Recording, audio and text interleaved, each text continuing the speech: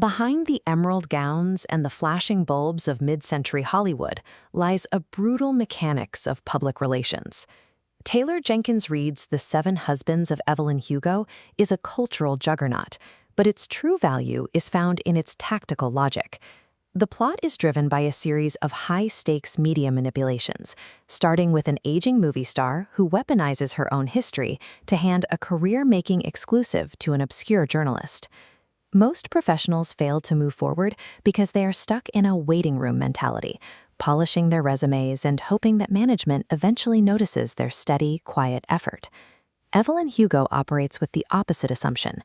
She views reality as something to be aggressively engineered through scheduled scandals and forced opportunities.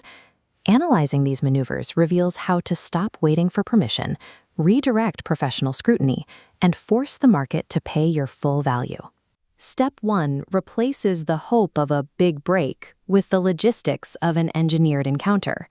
Evelyn describes this mindset as the primary lesson of her life. When you're given an opportunity to change your life, be ready to do whatever it takes to make it happen.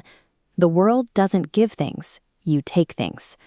To apply this, identify the specific individual who holds the power to approve your next move. This isn't your immediate manager, it's the person who controls the budget or the project vision. Instead of waiting for a formal meeting, manufacture a localized intersection.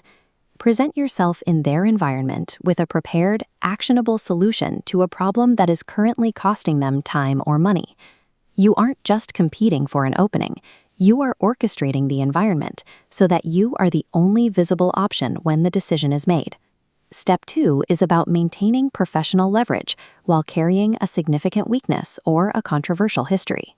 Evelyn uses 7 highly publicized marriages as a series of calculated red herrings. By keeping the tabloids focused on her rotating husbands, she protects the one relationship that actually matters to her. She feeds the public exactly what they want to see, a glamorous scandal, which effectively hides the truth in plain sight. In a professional context, if you have a resume gap or a failing project, do not leave that narrative to be interpreted by others. Proactively launch a shiny win, a new certification, a successful side pilot, or a high-value client acquisition. If you feed your stakeholders a significant enough success, you dictate what they pay attention to.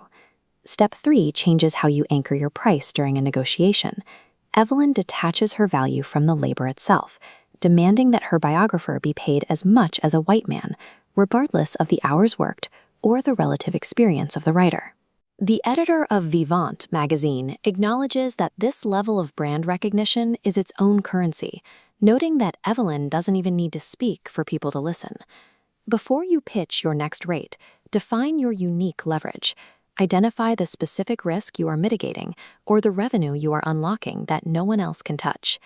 Elite negotiators price their services based on the size of the fire they are putting out, never the time it takes to hold the hose. The strategy is clear. Take the opportunity, control the spin, anchor your value to your leverage. Effective execution requires a shift in behavior. Starting tomorrow morning, you stop looking for the email that says you've been selected, and you start engineering the outcome yourself.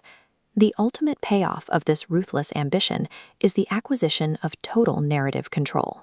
By the end of her life, Evelyn Hugo's strategic wealth and status provide the security to finally stop negotiating and dictate the truth of her own legacy. We extract zero-fluff frameworks from the books you're already reading.